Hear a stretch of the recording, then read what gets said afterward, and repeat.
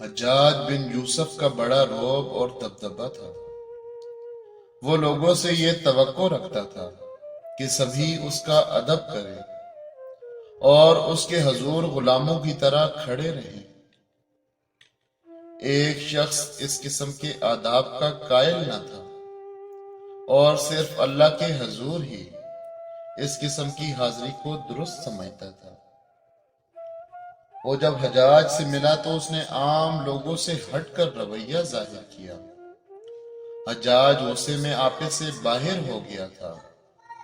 اس نے کوتوالے شہر کو حکم دیا کہ اس گستاخ کو قتل کر دو اور اس کی کھال اتار لو تاکہ دوسروں کو عبرت حاصل ہو۔ وہ مرد بزرگ یہ سن کر پہلے تو ہنسا اور پھر رویا۔ حجاج نے حیران ہو کر پوچھا، تو بیک وقت ہنسا اور رویا کیوں تھا؟ اس بزرگ نے جواب دیا، اے حجاج بن یوسف، رونا تو مجھے زمانے کی بے دردی پہ آیا کہ میرے 4 بچے ہیں جن کا میں واحد سہارا ہوں، اور ہنسی اس بات پر آئی کہ میں جب اپنے رب کے حضور پہنچوں گا تو میرے کندھوں پر ظلم کا بوجھ نہیں ہوگا، بلکہ میری حیثیت مظلوم کی ہوگی۔ اور تجھے یہ ضرور معلوم ہونا چاہیے کہ مظلوم روز محشر اللہ کی رحمتوں سے نوازے جائیں گے۔ یہی بات میرے ہنسنے کا سبب بنی ہے۔ حجاج بن یوسف اس مرد بزرگ کی یہ بات سن رہا تھا کہ اس کے مصاحبین میں سے ایک بولا، اے امیر، میری التجا ہے کہ اس مرد بزرگ کی جان بخشی فرما دی اور اسے قتل نہ کروائیں۔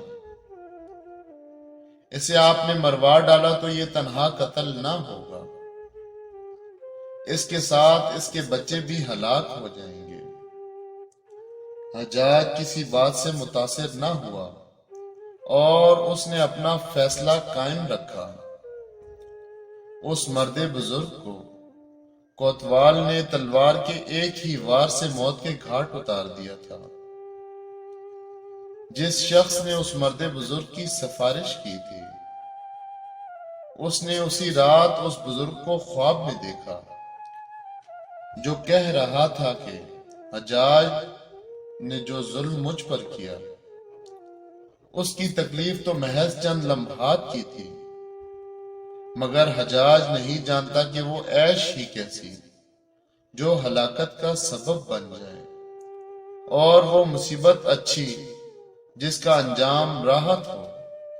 شیخ سعدی رحمۃ اللہ علیہ نے اس حکایت میں جو نقطہ بیان فرمایا ہے وہ یہ ہے، ظالم کے مقابلے میں مظلوم فائدے میں رہتا ہے۔